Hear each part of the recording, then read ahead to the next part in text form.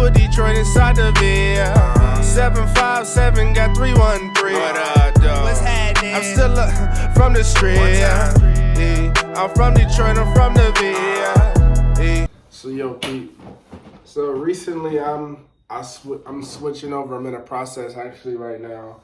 I'm switching over to ONErpm, and I've had DistroKid, I've had RouteNote, and now I'm going to ONErpm. So first off, DistroKid is a good place to have your music. However, all they do is make it available in stores, and you can have 100% of your royalties, and that's cool.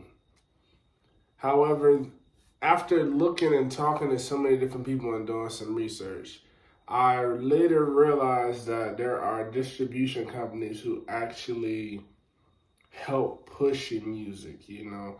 And as an artist right now that's starting off, I've been doing music since I was 7.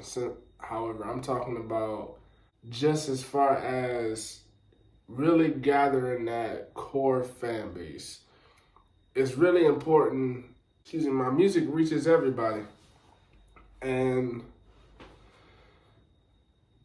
just putting it out there, you know what I'm saying? There's some people that say it's easy, you can do it all yourself. Don't have a distribution company that charges you to distribute your music. You can do it all yourself. All you need is them to make it available on all platforms, etc., etc.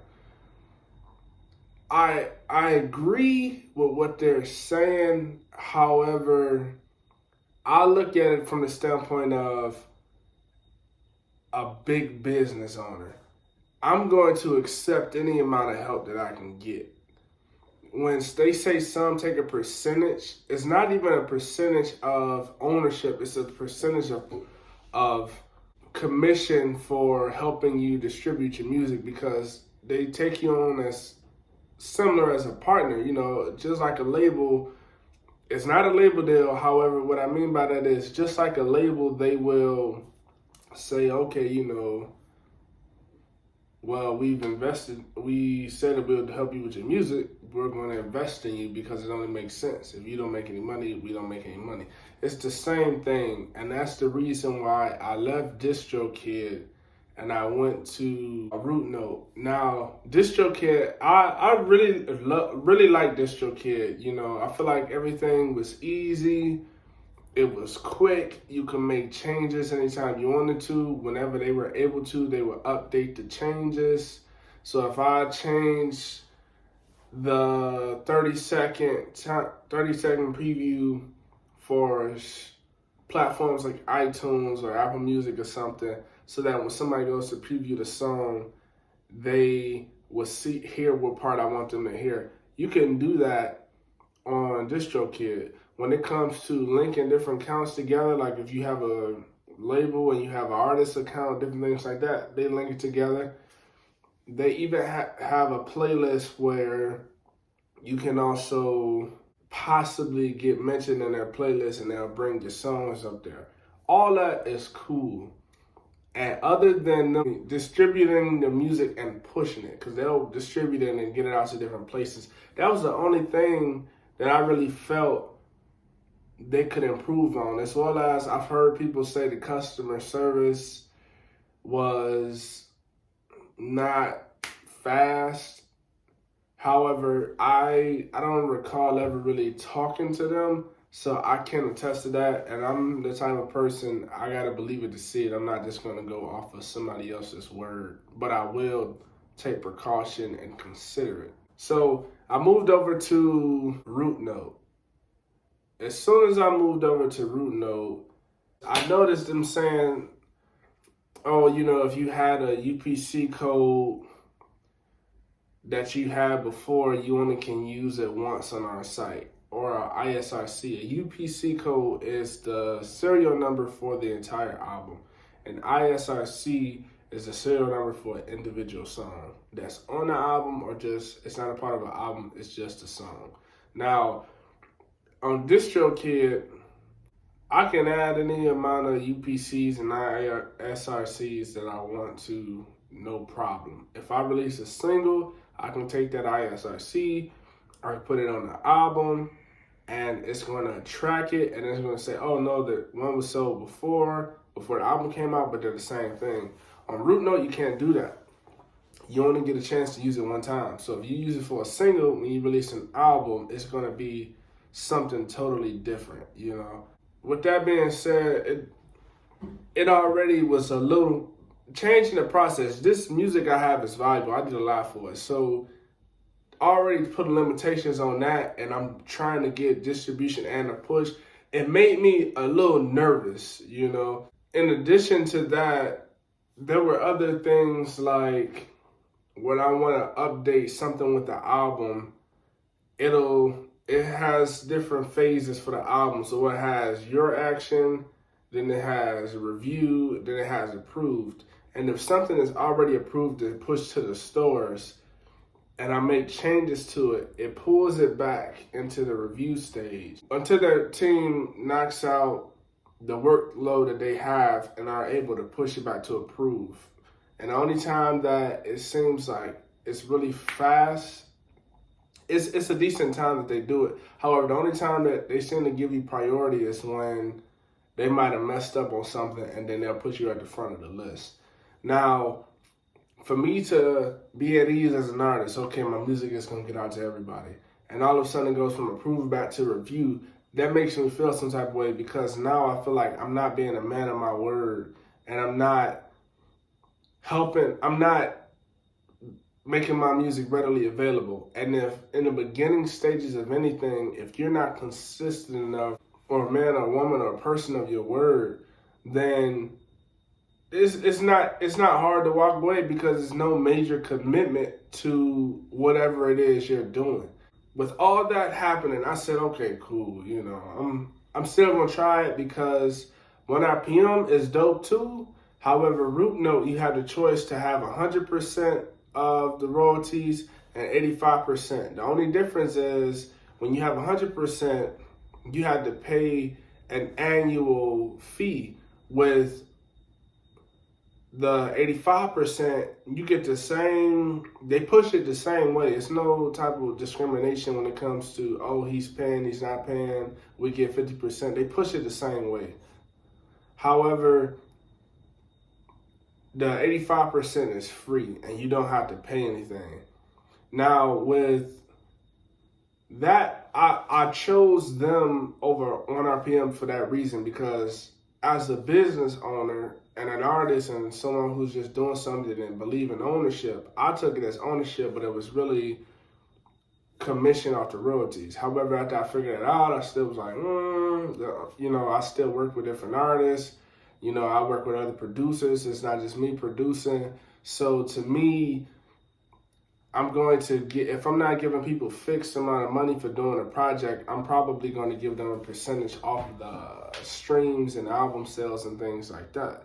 So those percentages mean something to me. And if I divvy it out too much, or I have too many artists or producers, then I get less. So, and a rule of thumb, if you're going to give percentage out to people, you want to at least be able to keep 60%, you know. And the reason you want to do that is, let's say someone else bought somebody else's percentage and you divvied out 60% and you have 40%. If one person decided to buy the percentages from everybody, technically they own the music. They own the ownership. Well, for me, I'm talking strictly royalties, so they would own most of the royalties. But if you were doing ownership, that would be a thing. So you want to be able to keep at least 60%. So you have the final say, different things like that. And that's just business, period. Not necessarily stream sales percentages, because it's related, but it doesn't necessarily, it's not necessarily the same thing. Now, I transition, I'm still releasing music. I noticed that unlike DistroKid, who actually sends you the links, like, okay, this is one link that'll have every place that you can go get your music, here it is. I noticed with RouteNote, it's not like that at all. You have to make that, and they make that through a third party called Push. Now, Push is dope, and you can even like do content unlock codes. You can do giveaways. You can do free downloads, and that's hot. However, I really enjoy the convenience of not having to search out everything and push it that way. Now, that was also another setback with RouteNote, where I'm like, okay, I only can use the ISRC UPC once, and when it comes to a link, a shareable link that I can give to the support system that I have for my music, I have to create that. Now, being a business owner or somebody who is just low on time, you may not have time to do all of that stuff. And yes, if something is important enough, you will do it. It still takes time away when you could be doing other things. And when you are in the beginning stages and you're doing different things like I am, yes, I'm going to make time and do it, but I got to take off this hat, put on my promotion hat. When I got to go back to that, I got to take off my promotion hat. I got to go to the artist side, I got to do the music, so on and so forth. So it just makes the job a lot harder and more timely when you have to keep taking off different hats. Because if you're an artist and you're pushing music and you have a label and a clothing line, you're wearing so many different hats and you have to focus in on what needs your attention at that time. So all this being said, I still was like, okay, cool. However, then all of a sudden I couldn't get into my account. And the project I'm working on now is better than the last one. It has growth. So they already seen the light, the first project, and now I'm releasing this one. Now all of a sudden the site is going down. So I'm like, okay, so what? You trying to get my money and lock me out of the site with a 403 forbidden code so I can't access the site? Like, what's going on? And when they went to give me fixes and workarounds, okay, clear all your history and your caches, I'm like, okay, I got a computer. I have so many different passwords on here. I have so many things that I do that makes it easier for me to navigate through different sites and logging in. And just even if I have a history and I may not recall something I was doing and I need to go back and look at a page, that information is valuable to me. So the fact that I had to delete this because of an update that you did on your site, to me, makes me feel like I'm being penalized and it's an inconvenience to me, for me, because of what you're doing. So does that mean every time you update your site that I have to do this? Like, I feel like it's mad inconvenient. So I'm like, ONErpm is out too bad now, but let me just go ahead and do it. I talk myself into doing it, and I'm like, okay, cool.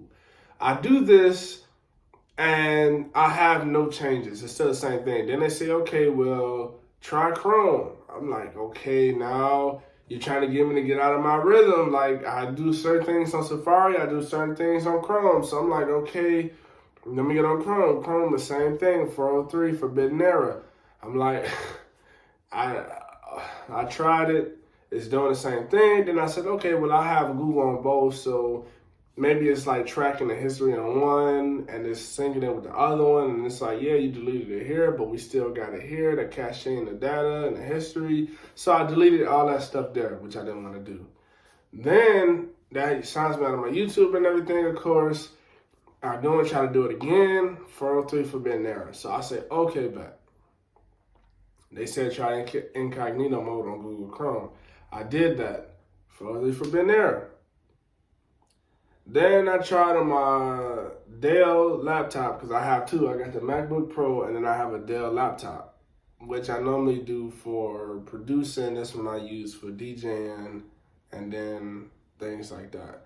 And clothing line I'll probably use for that or that, but mostly that. So I say, okay, let me try it on a Dell. I tried on my Dell laptop, 403 forbidden error. I'm like, okay, I don't use that for that, so I know it's an issue.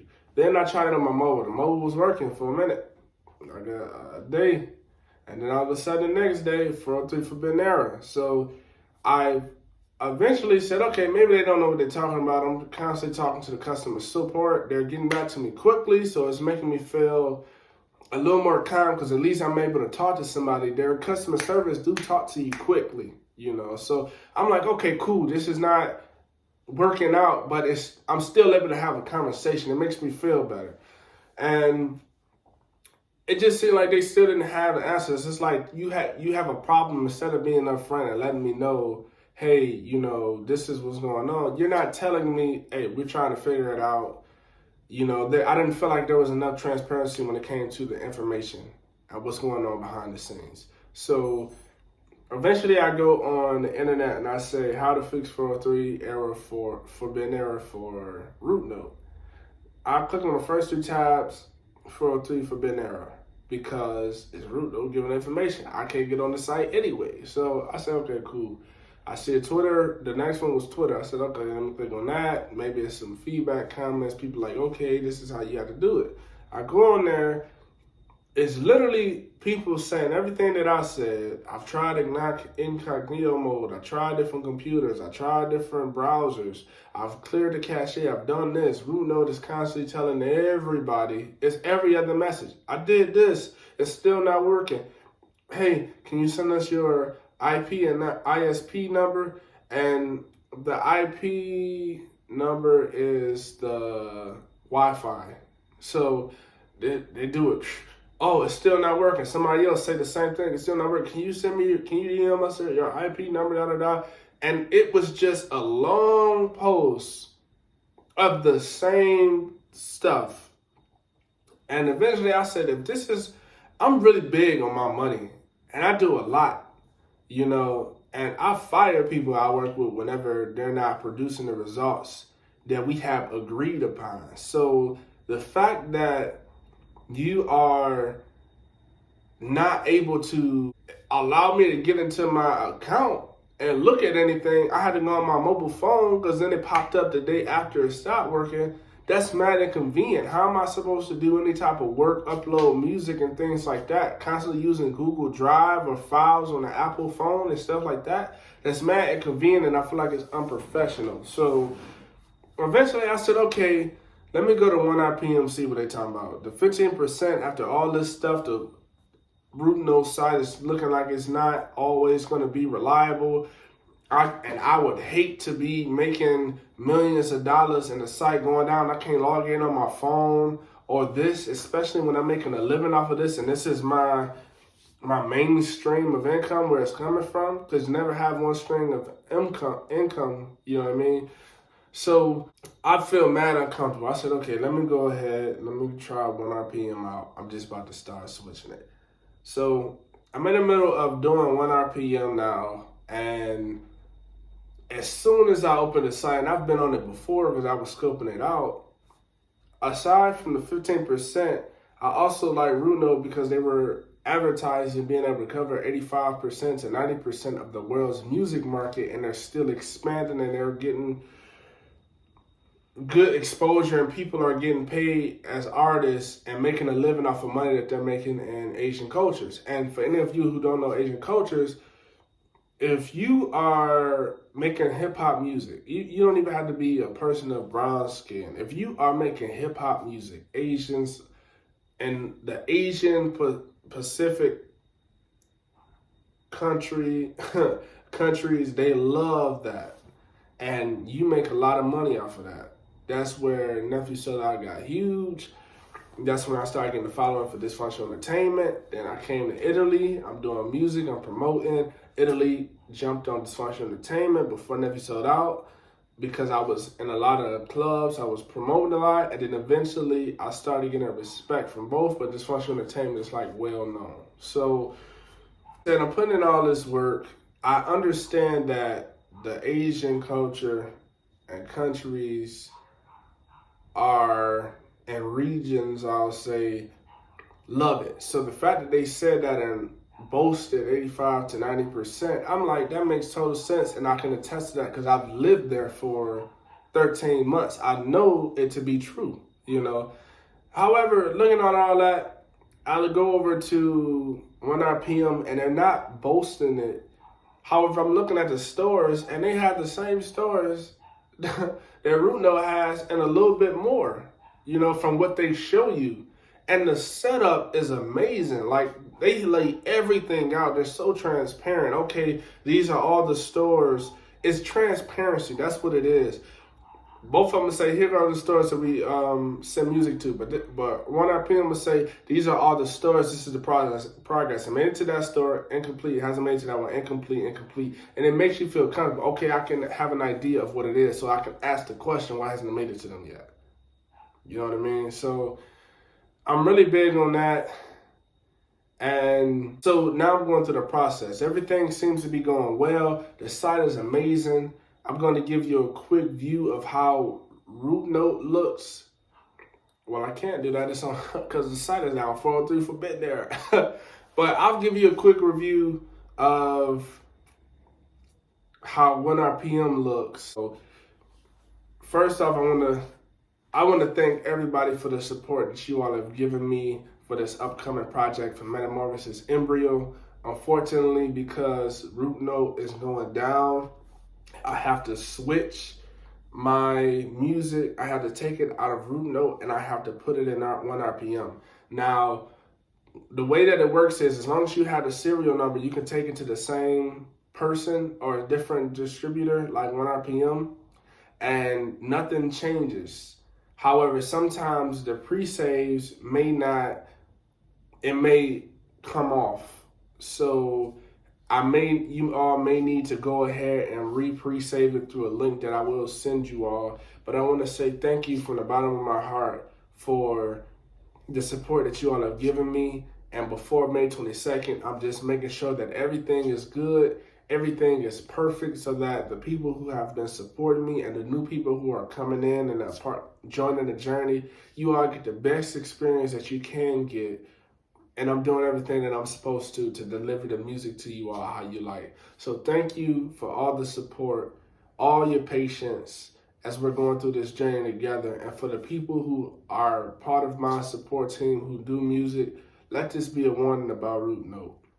This isn't a new thing. This is something that also happened in 2020, and it seems to be something that continuously happens every time they run updates. So that's something to keep in mind. If you want to go to DistroKid, you just want them to release the music, you don't want them to push it, DistroKid is amazing with that. The customer service, I don't know about because I haven't really gotten in touch with them. But ONErpm, just looking at the 3 different dashboards, it's ONErpm for me, then it's DistroKid and RouteNote. You know what I'm saying? It's all that is outsourcing. Okay, you like that? Okay, you got to go talk to them. Connect that, you got to go talk to them. So thank you all for looking at the video. I hope that this video is helpful to you all. Please leave comments on you all's personal experiences. As promised, this is a video on why I favor ONErpm over RouteNote, and I may even go into why I favor it over DistroKid. Again, overall, DistroKid is cool. It's just they don't distribute it to as many places as ONErpm. And then as well, they only make it available in stores, but they don't push it. And with ONErpm, they do that. So this is the home page. And honestly, this home page looks better than what RouteNote looks like on any of its pages. And DistroKid is dope. It has some animations, but I just don't think it's better than this here. Now, if you still want to use DistroKid, I definitely support you doing that. That's cool. On RouteNote, I wouldn't do it. That's why I'm leaving. However, let's log in, and boom. Okay, so one of the reasons I really like it is because, first of all, they have a lot more options than RouteNote has right out the bat. Now, Spotify for artists and Apple for artists, you don't even have that. You don't have the option to link those accounts to your account at all, you know. And then you can join YouTube Network. I believe you can do that.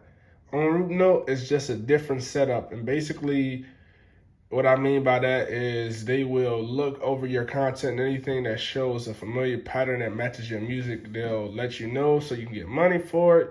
However, when you join the YouTube network here, they also can push your music in different platforms to where you can get more exposure, things like that. You also have the option to distribute your video, and that's not an option on RouteNote. In addition to that, when it comes to uploading music, let's say I'm uploading a new one, right? And I type in, let's say, a homie name, because my name is, well, let me see. I'll do it like this.